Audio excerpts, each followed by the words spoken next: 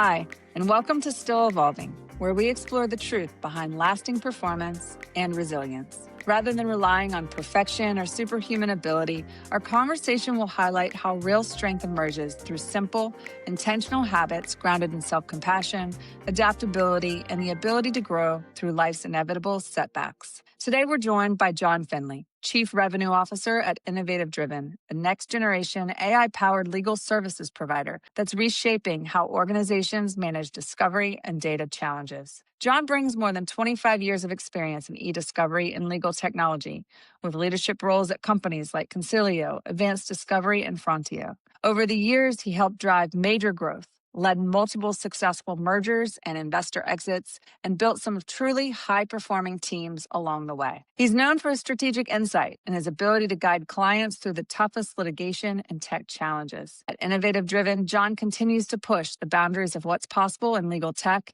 and fuel the company's next phase of growth. Please welcome John Finley. Good afternoon, John. Welcome. I'm so excited to have this conversation with you and talk more about your journey, how you've been able to continue to evolve in your positions of leadership, leading your team now, and certainly just really excited to have the conversation and learn from you. So I was going to jump in and hoping that you could share a bit of your journey and the motivations that have fueled you along the way. Happy to, and happy to be here. Awesome. So tell us a little bit about you. Sure. I'm a CRO for a company called Innovative Driven. I've been in my space, which is electronic discovery and legal support services, for 25 years all in. Came to it through a sort of an unusual path. I think no one in my space comes to it through a usual path. There is no such thing. I have 3 kids and a wife. Try to get in as much family time and personal things as possible, but on the road a fair amount, and in offices and on the road, pretty frequently. Yeah. You mentioned your path wasn't quote unquote the typical one in your field, but can you share a little bit more about your journey and the motivations that fueled you along the way? Sure. So, we're sort of a niche industry. For those who don't know, electronic discovery is tied to litigation, usually high stakes litigation. There is no school for eDiscovery. It's a sort of a modern invention. So it has started being taught in law schools, but most of the people who have been in the industry a long time sort of fell into it one way or another. And that's true for me as well. And my journey started on the law firm side 25 years ago, and I haven't looked back since. Can you share a little bit more in that journey, how when life threw you setbacks, maybe it was within the industry, maybe it's just the general fast-paced, times that we live in, whether that's with technology changes or the social political climate.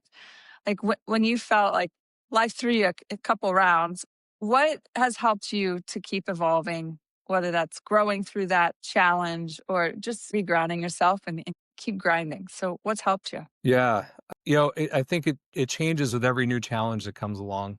And there are all kinds of setbacks, different shapes and sizes. And so you tap into different parts of yourself as a different one comes along. And I go back to, early days. I started, like I said, on the law firm side and thought about becoming a lawyer.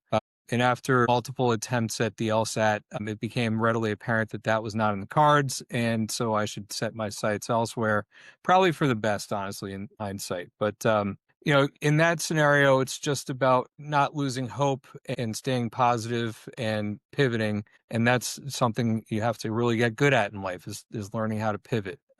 And so I made my way into the commercial side of the legal space, like I said, in electronic discovery. And along came the Great Recession. Coincidentally, is my first P&L ownership experience is when the Great Recession hit. So great. You figure out how to get very entrepreneurial, how to run lean, how to tap into your hustle, your grind, your grit, whatever you want to call it, and sort of just fight your way through it, right? And figure out a way to grow in the face of adversity, both literally and figuratively. And different types of setbacks, personal ones come along, of course, and you tap into a different part. I think that the bigger the setback, the bigger the need for that drive, that hustle. You might call it fortitude. with the right kinds. In the last year, for example, I had a pair of unfortunate things happen within a couple of weeks of each other. I lost my position with my prior organization, and I lost my mother, who was young and a close friend, kind of within a couple of weeks of each other. So something like that, kind of 1-2 punch, can take its toll and cut pretty deep. But after that inflection point, you figure out that the same thing that's gotten you through all the other adversity is going to get you through this, and you're going to learn from it, and you're going to be able to grow. And so here I am in a bigger role than I was before, and obviously coped with the loss of my mom, but such is Yeah. life. So moving on and moving up, that's what we got to keep doing. Wow. I mean, talk about life's punches. I always talked about, and just even my own personal journey, it's one thing to have the challenge or adversity happening going on in your professional space or then in your personal life. But so many leaders that I've talked to can relate to that, and myself included, to when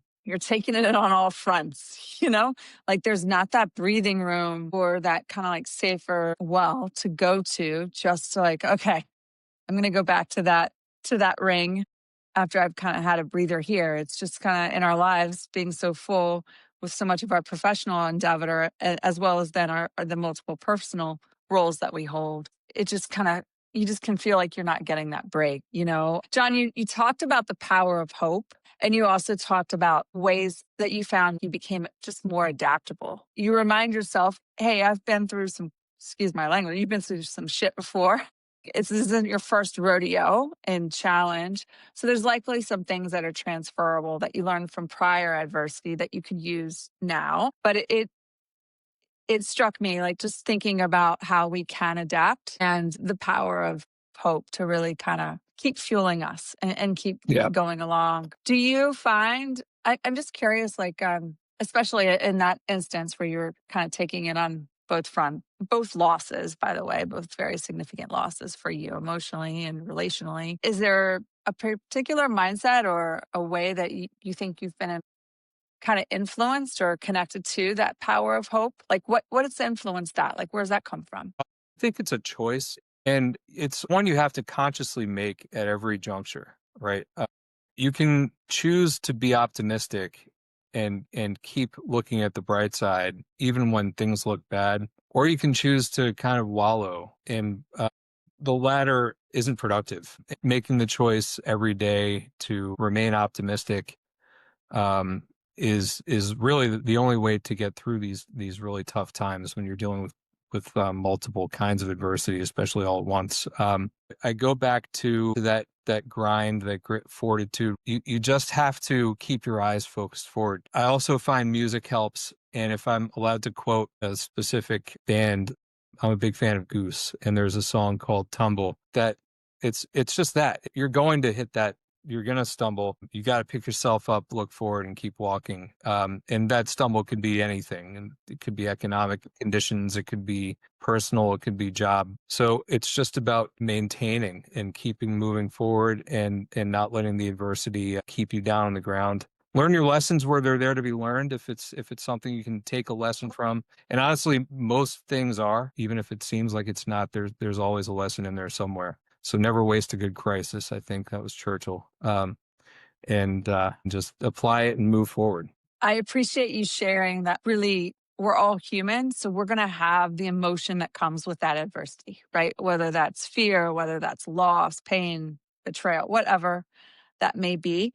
And I appreciate your message in that can happen. And then there's this choice of where our focus lies. And that's where you can kind of get stuck. And you kind of like mention wallowing in it. It's just because our focus becomes solely onto that negative experience, which is incredibly powerful, right? And our human system has to kind of like work through that. But I really hear in that the power of your mindset to refocus on the opportunity and the growth. Perhaps maybe it's what you can learn, perhaps maybe what's behind the next door that, given this change, even though it was imposed upon you, given this change, you may not have had the opportunity for.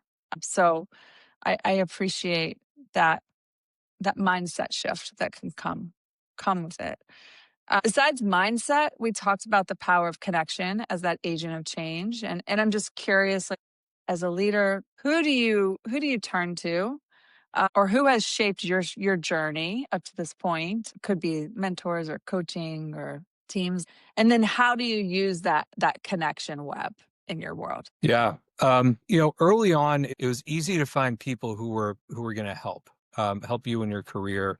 I think there's this kind of general understanding that those of us who have advanced in their careers need to turn back around and lift up the next person. So I was the beneficiary of that at multiple points in my early career, both at the law firm where attorneys would sit down with me and teach me the law, and then early in my selling career where sales leaders would sit down and spend the extra time to kind of talk through strategies and such. As you grow in your career, that sort of help shifts and you turn to a different type of support, and that's more peer support. I think some mentorship, you take it where you can find it, but I also think the peer support becomes a lot more important.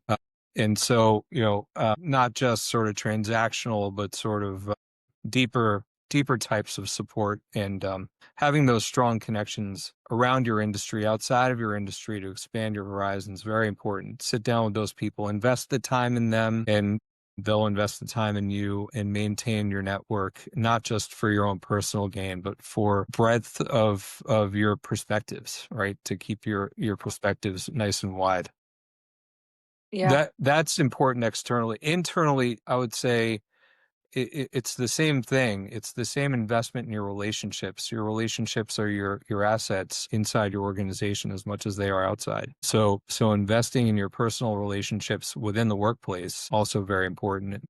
When you're dealing with somebody on something that's very objective, there's a sense of comfort there because you have that relationship in place where you've invested the time, and there's a sense of trust. Yeah, that trusting foundation can really help internally and externally, right? Weather that adversity too. So I appreciate kind of that continued theme of when you were younger in your career, the pathway of learning and looking towards more of a mentorship relationships that helped you along the way. But that same mindset and looking to learn, looking to innovate, or quite frankly, just have that other perspective sharing that perhaps maybe we can't see solely ourselves, reaching out to your colleagues in the industry or even your team within to give you. I love kicking around these themes of, how we can sustain this high performance over time through the use of, like through the power that comes in the connection, different motivations we have in life, how we can make our mindset shifts. And all of that is for sure true. It's still one hell of a grind. And like just this crazy life journey is one hell of a grind. You mentioned your family. I'm a parent as well. There's some days where I'm like dreading if I get that text, like I forgot my uniform, like what the hell is going on? And you would think one small thing is not that big deal, but we are all really juggling to show up in various roles in our lives. Friends who are caregivers for their aging parents. You mentioned the impact of travel, just the physical separation, not to mention multiple time zones you're adjusting to and still showing up. Um, how do you take care of yourself in that? I think one of the things we've talked about is like the wellness as a foundation for performance. What does that look like for you in taking care of yourself so that you can show up in the various roles that you have? Yeah. I only book hotels with a good gym. That's it. That's it, hands down. That's it. That's what it is. That's the whole, yeah, no, I wish that was it, but that is part of it. You do have to carve out that time for whatever it is that you do to reset or find your outlet. For me, it's a very basic, probably very ineffective workout that I've been doing since I was a teenager, but it helps, and so I Yeah. keep doing it. But that's important whether you're home or on the road. I think on the road, you have to respect your limitations. I attended a conference last week, and while there was plenty of opportunity to extend the evenings late into potentially the next morning.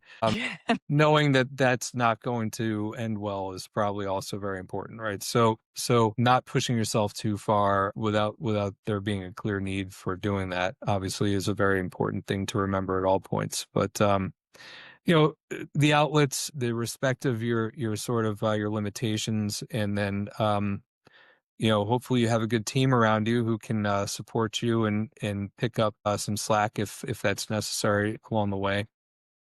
So That's a very important part of it, right? You're the sum of your parts, and so having the team there to keep the wheels turning is key. Well, I was kicking it in conversation with another leader earlier today, and we were talking about that physical activity piece. And she's like, I'm not the gym rat. I never have been, right? Like I'm not going to be there 2 hours. I enjoy the movement. I enjoy perhaps the social connection. I do feel better, when I work out. But she's never, played on a highly competitive team. And I think just the movement, the power that comes with our movement, the activity, um, and we have, plenty of research that shows how important it is, especially things like aerobic activity for our ability to manage stress, the ability to be able to creatively think or problem solve more effectively, that comes from that physical activities.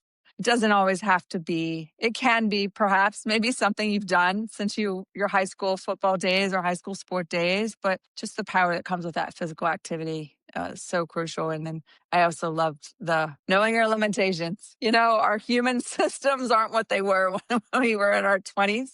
And those late nights, believe it or not, they caught up to us in our 20s too. But I think we all feel it a little bit A little more. more resilient then. Yeah. Yeah. Yeah, for sure. John, thank you. We always like to leave our listeners with one immediate actionable strategy or tip or tool, some piece of advice that you have found that, you really use like every day to kind of be able to show up in your moments that matter, whether that's as a parent, a partner, a business leader. So anything that comes to mind that you want to kind of that one takeaway people can immediately just give a shot in their own lives to help optimize their performance. Well, you said two very important words, and that's show up. That's 9/10 of it is just showing up, but showing up authentically, right? Showing up as yourself and not trying to play a part of something else. People know when they're being sold to, and they know when they're dealing with somebody who's being authentic. And if you go into your interactions with people, your exchanges with people as your authentic self and show up, you're gonna build quality relationships again, both internally, externally, in your life and everywhere. So I think that's probably where I'll leave it. I love it. Thank you so much, John, for sharing your journey and the lessons learned. Very much appreciate learning from you, having this conversation today. So thank you. My pleasure. Thank you.